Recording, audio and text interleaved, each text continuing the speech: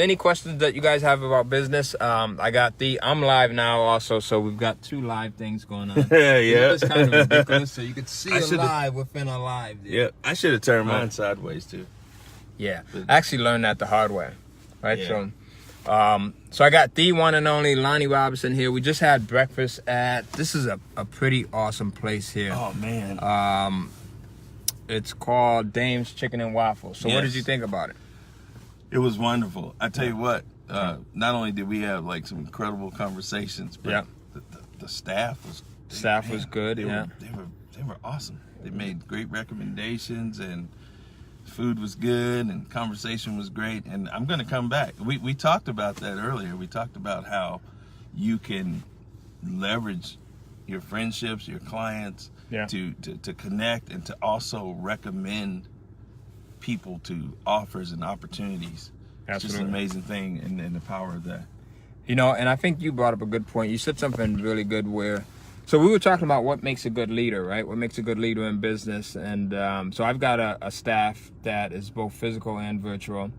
And we're talking about how do you bring your staff in closer to you so that they support the whole movement, right? The whole movement of your company, and not just your company, but like your vision. So, and you had some good recommendations. I think one of them was just to get to know them, right? To get to know their personality, get to know some of the things that they like, that they don't like, get to know, what it is that are some of their drivers. So do you want to mind talking about that a little bit? I'll be glad to elaborate on it. Yeah, a lot of times when we are running our businesses, it's business as usual. But, the temperature of business now is not what it was 10, 20 years ago. It's changed because people are not buying products and services for the purpose of buying products and services. Right. They can do that anywhere. They buy from people that they know, like, and they trust. So if you want to establish that, if you want to be able to raise your brand awareness and also interact and connect with your audience, you need to spend time and get to know them. So they're buying you. They're buying more into you, right? Yeah, absolutely. So we were talking about some ways that you can do that. Ty says he doesn't like for people to do a lot of chatter. Right. Well, in the office, that is. In the right? office, so the team, right? In the office. I don't like the chatty patties when you're in the office, and but I think your approach on that was pretty good, right? You want them to react. You want them to chat because what you want to become part of that conversation. Right. You want to, and here's how you do that. You spend time with them. You take them out. Like a prime example, I said, hey, Ty, if you're going out to get some supplies or something, find the guy who does all the chatting. Say, hey, Joe, let's take a ride. Let's take a ride. Right. And then you laugh and talk, and you get to know them. Yeah. They get to know more about you. You start to become a human being instead of a boss. Just a boss, right? Yeah, just a boss. So they see another side of you. They see another side. So here's why I say you want to influence and keep that chat going. You can influence it by, being a likable person. Gotcha. Okay. Building that trust, making them comfortable, because now they'll chat about you and how awesome you are. Ty's not really like that stuffy guy we thought he was. It's back in the office back there. He doesn't just want to work me, right? He's a cool guy. We just listened to some good music and we were hanging out, having a good time, and man, let's get to work. So that's what the chat becomes about. Gotcha. So let's support, hey, we got to do a great job. Because now at this point, right, they built up some type of a rapport, and I'm going to turn the AC on a little bit, but they now feel more accountable, right? Yeah, for making sure that the company moves forward. Right. So that kind of makes sense, right? So Facebook and companies like Google, they're doing that now on a big scale. As a matter of fact, they're doing it to the point where they really lean into the advice of their team. Gotcha. Google has had more successes and more failures than most digital businesses that we know. And most people don't realize that. People don't realize that. And a lot of that has been influenced by the ideas of their team. Gotcha.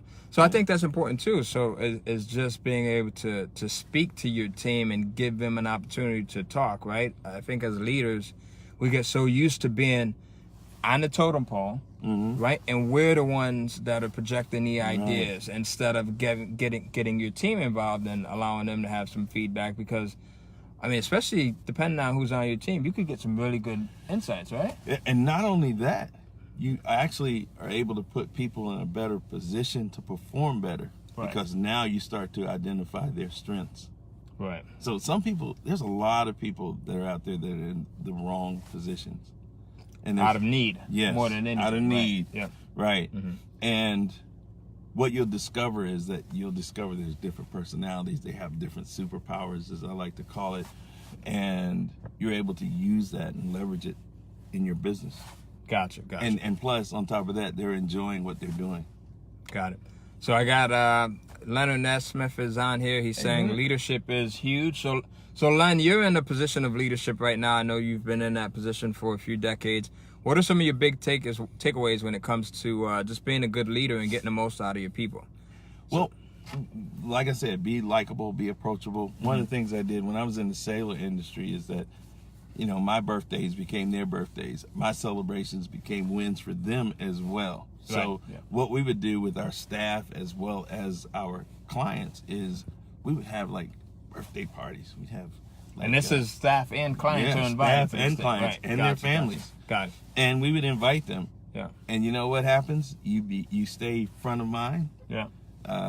When they need more options, they come back and they shop with you. And you also build that experience with your team that they just want to stay. Remember I said there could be a guy down the street paying them that's willing to pay them more money, but money becomes like the secondary element. Gotcha. Because now they're working with someone that they trust and they respect. They have a rapport. You know more. You know a little bit about them. They know a little bit more about you. So now they're more vested into it, right? Yeah, so absolutely. It makes total sense. So let's just shift gears really quickly. You on the way here, right? We're driving and having conversations, and as many of you guys know, I'm big on having that morning routine, right? I think that the way you start your morning dictates how your day flows. And Lonnie, you should. Your 20-20-20, which I thought was fascinating, and we have some similarities in how we kind of do that. But why don't you talk about your 20-20-20 real quick? I will. Great. Thanks a lot for that. So with 20-20-20, what I do is I spend time on myself. A lot of times we make excuses for not having time for ourselves because life happens. We have families. We have jobs, we got the kids, we got the commitments. Right? Yeah, we got the husband or spouse that needs to tie that tie or find that missing shoe. Yeah. And we spend... Or they need something else. Right. right. So we spend a lot of our time, especially in the morning. Is that part of the 20? Well, it can be. Okay. That's another 20. That's another 20. All right. So stay focused. Stay focused. Yeah, no, right. Stay focused. Right. So with that, what I do is I intentionally spend 60 minutes a day on me. Right. And I do it in an uninterrupted chunk of time. Okay. So the first 20 minutes of that is devoted to reflection. And what reflection, is devoted to movement. And what movement basically includes is Michael, up, how are you? Yeah, getting up and having those 2 glasses of water. You need 2 glasses of water. So hydrated. Ty's always got it. I've always got water. I actually brought a water for you. I forgot. We jumped right into conversation this morning and we forgot about it. But hyperhydration, right? Yeah. And Ty's always got water, and I got water. Yeah. I keep I keep waters on my nightstand. I keep them on the bathroom counter first thing in the morning. So to give credit to what you're saying, right? Yeah. First thing in the morning, I'm hyperhydrating, right? Right. And then, so that's part of that whole movement. Yeah, exercise. It's part of the movement. You want to have a little exercise. You want to just kind of get around. Sometimes you want to move around the room and get that done. Go ahead. So Rob Mullen says that Lonnie challenged me to do a 20-20-20 for 66 days. Look at that. He was just talking about the 66 days too, right? So he's on day 26 so far. It's been a powerful way to start my day. So there you go. That's awesome. That's a beautiful Rob. Testament to what you're doing there. Yeah, definitely. And it works. In the 66 days, statistics show that if you commit yourself to anything for 66 days, it becomes secondary. It becomes a part of your DNA. It becomes something that you unconsciously begin to involve yourself in that process and execute without saying, oh, I've got to do this. It just happens. It just happens. So I want to talk about that too. After we finish the 20. So now you're talking about, for the first 20 minutes is you're getting this movement done. Yep. You're hyperhydrating, right? You're getting the water in your body before the coffee, before we talked about this, right? Before the orange juice. Not that those things are bad, but the priorities are getting the water in there first, right? And so the reason why I do it is just to get that cellular movement going, right? So to replenish your cells in your body. As we're sleeping overnight, our body tends to get dehydrated, right? Yes. So we want to really get that to the point where we're back up. It's easier if you're not a morning person, right? Just getting that hydration in the morning helps you to wake up, helps to enliven you a little bit more. So your first 20 is the exercise and hydration. Right. And then after that, what's your next 20? The next thing that we do is called reflection. And reflection is very essential, is a very essential part. So reflection gives you the opportunity to look back on the course of the previous day, look at what's happened, what has transpired, what has, the conversations you've had. Right. And reflection allows you to say, hey, how could I have handled that differently? What was that experience like? And what can I do to make it better in the future? So this is not only about things that go on at home or things that go on at work, but it's about the conversations you're having. It's about the interactions you're having with people, even at a grocery store. Gotcha. Because sometimes we do, as you know, we do and say the wrong thing sometimes. And we're not even thinking about it. And we're not thinking about no it. malicious intent or anything, right? Yeah. Mm-hmm. So what that does is it makes you just a stronger person who's just kind of, in yourself and in everything that's around you. Want to give you a prime example. I told you this earlier, Ty. I shared this with you. Nelson Mandela spent 20. Hey, can I get on your live, man? You hogging up all your live there. I'm sorry. This brother's going live too. Every time I turn my head, it's going. This brother's going live, but his live is just like this. He's just I know, right? And you see me? No, I'm just kidding. I'm giving him a hard time here. See, I should have turned it sideways. It won't let me now. But this guy, you gotta watch him. I know, right? You gotta watch him. That's true. So you're talking about Nelson Mandela. And, he spent 26 years in prison, and in a very, I think it was 8 foot by 6 foot cell. Yeah. And he was in solitude, and he had time to reflect. Right. And it really made him a boss, because the guy came out and became the president of South Africa. Yeah. Well, a lot of people could have been bitter about that, right? Yeah. Hey, you took, almost 30 years of my life, or they could have looked at it, hey, life is over now. It's the end. Because he wasn't a young man when he got out. No. Right? It's the end for me. Yep. So perspective, right? Absolutely. So, I mean, and you can handle these things in several different ways. You can do journaling. You can take notes via your phone. Just, hey, this is what I've learned from this. And here's the game plan for making that better. Gotcha. Okay. So the final 20. So reflection, I just want to stay with that for a second here. Okay. This guy is trying to get away here, all right? But he's dropping. Listen, I've taken so many notes in our, 3 hours that we've been together that literally are going to change my business, right? And I told that. Yeah, I shared that definitely. with you, right? And so I told, here's the thing. If you're looking to advance in life in any way, it could be life, it could be business, you take a guy out that has experiences, right? You take him out to dinner. Or you take them out to lunch, right? You take them out to breakfast. And in my case, I prefer dinner. And, you get him out there, you buy him the biggest steak that he could eat, right? Because it's going to take him time to chew through that. First, you start with the appetizers. And then you buy him the biggest steak. And then after that, dessert. Hey, you want dessert? Hey, let's get some coffee. You want it, right? Because that's going to be the best investment that you'll ever make. Right? Especially if you get someone whose brain you can pick. I've gotten maybe about 3 or 4 ideas from Lonnie. Maybe I shouldn't even be saying this right now, because he's going to end up sending me a bill. But but that's how it works. So the first 20 is exercise, hydration, right? Movement. The movement. The next 20 is reflection, right? So how could you have done things differently? We talked about gratitude. So getting out of bed, and the first thing that you say is thank you, right? For me, that reflection is, I'm looking out of the window at my house sometimes. I grew up in very modest means, and we grew up in one of the worst neighborhoods and things like that. So just being grateful for being alive, right? Yeah. I look at my wife and being grateful for having a wife and my children, and, just being here in one of the countries where we could, regardless of the foolishness that might be going on from time to time, we could literally do whatever it is that you want, right? We have that freedom. Yeah. We have that freedom. And, you know, being grateful for individuals like you, the guys and the gals that are watching, or being grateful for the network, the relationships, like people like yourself. And then the next thing is, what's the last 20? So the final 20 is learning. Learning, okay. And gotcha. it's laser focused learning. A lot of times we pick up a book or we go and look at the news and all those things. No, you want to really hone in on your craft, and you want to make that your part of your superpower. So basically, you want to know everything there is to know about what you're doing in business and in life. Gotcha. And it's intended. It's learning that's laser focused on that. Yeah. And especially when it comes to being a leader, or it comes to being a CEO of a company or an entrepreneur who owns a business, you want to stay in the know of what it is that you need to know.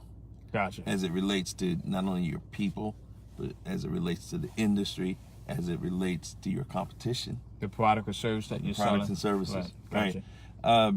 We were talking earlier. What was the thing that we were saying about that? We were talking about Muhammad Ali. Right. Now, I want you guys to think about this.